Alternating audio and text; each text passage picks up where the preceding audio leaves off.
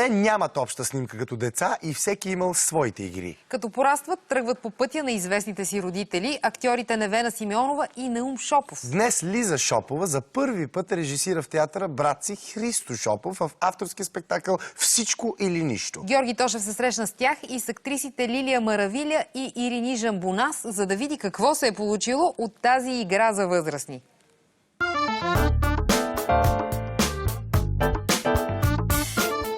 Не може без горчица.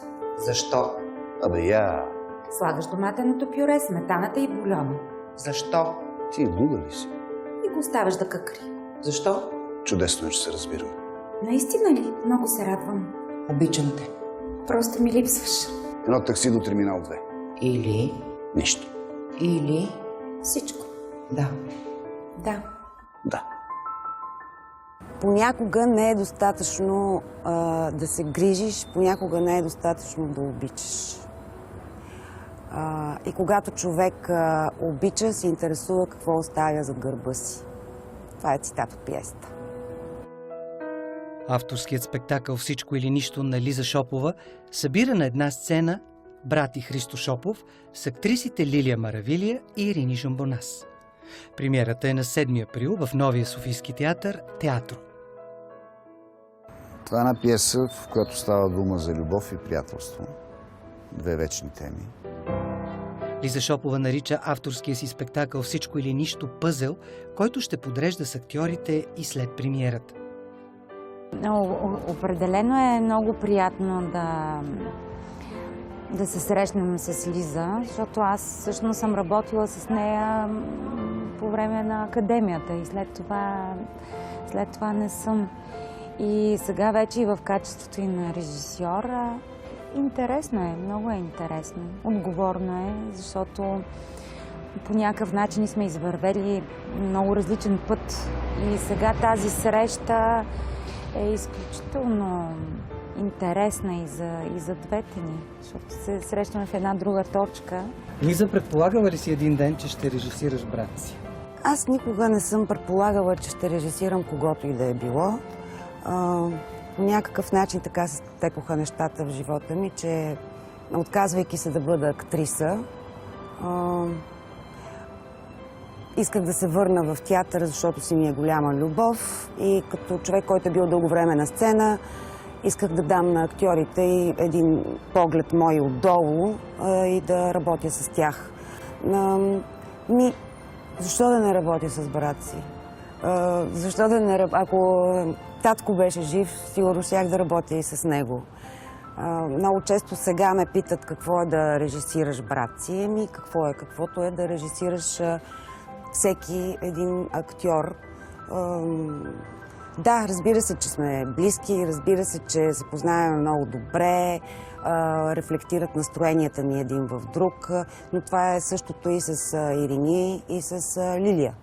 Тоест, ние сме 4 професионалисти, гледаме в една посока, искаме да направим едно готино истинско представление, така че процесът си е съвсем нормален. Винаги гледам на режисьора с респект, но така понякога се случва да не мислиме по един и същи начин и да дискутираме някои неща. Как се дискутира с сестрата? И не винаги е лесно, но не винаги казвам. Но важното е, че стигаме до едно и също нещо накрая. Текстът е писан по поръчка, специално за 3 актьори, но в него няма биографични елементи. Аз не смятам, че героят ми прилича много на мен. Поне аз не се виждам така отстрани. И както Лиза каза, няма вътре никакви биографични моменти. Не знам, може да ми поставял капани някъде, които още не съм видял. Какви капани поставяш на актьорите, Лиза, като режисьор?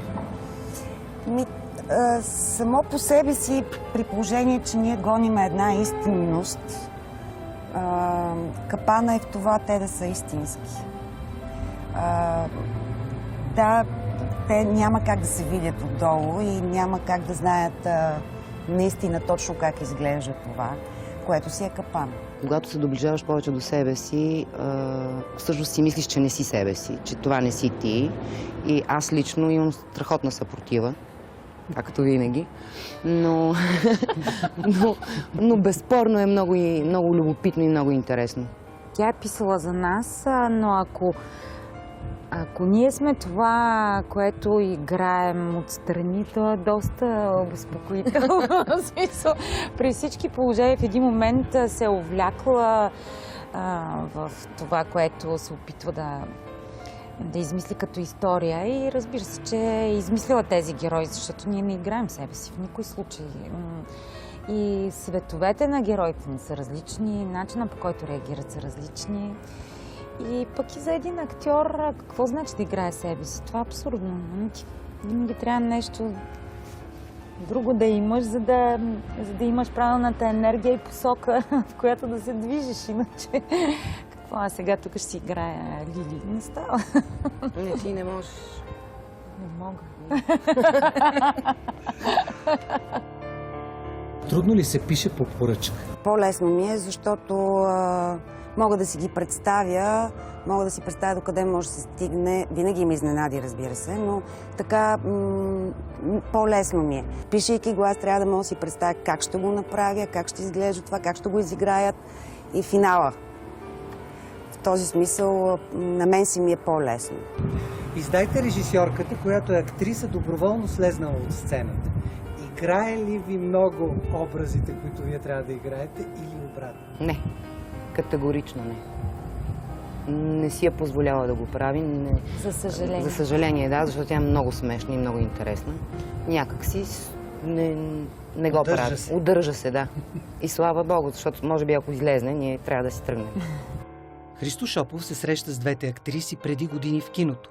С Ирини си партнират във филма на Николай Волев "Маргарит и Маргарита", а с Лили в "Индиански игри" и "Ловнет". Ние сме се срещали много отдавна, бяхме много млади тогава и за мен де-факто това е така, като за първи път. Различно е, въобще работата в театъра е различна като цяло от киното, така че няма как да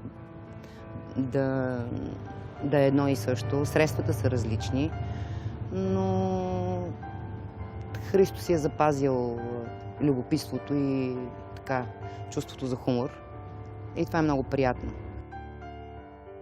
С Лили Христо се среща за втори път на сцена след успеха на спектакъла до година по същото време. Аз вече съм много свикнала с него и много добре знам как репетира. За нея е по-интересно. Но първата ми среща в представлението беше и, как да кажа, любопитна и бях изненадана от това, че той е страхотен професионалист и е много стриктен и такъв максималист и иска просто нещата да бъдат точни. Много е важно за него добрия вкус, да не се прекрачва границата. Нали? И слава Богу, ние в тази компания пък сме хора, които така ни обединява един вкус към театъра. Усещам, че му става все по-любопитно и мисля, че може би ще има и други проекти. Просто му става интересно, защото театър е много различно и когато ти живееш по-дълго време в него, ти става все по-любопитно и по-любопитно. Искаш да пробваш и нови неща, така че виждам го в бъдеще с нови проекти. Ако сред зрителите, а те сигурно някъде ви гледат, Невена и Наум ви гледат, дали ще ръкопляскат или ще имат забележки? Забележки винаги. Редно е да има забележки, но мисля, че ще пляскат. Щяха да са много щастливи от това, което никой никога не е предполагал, че ще се случи.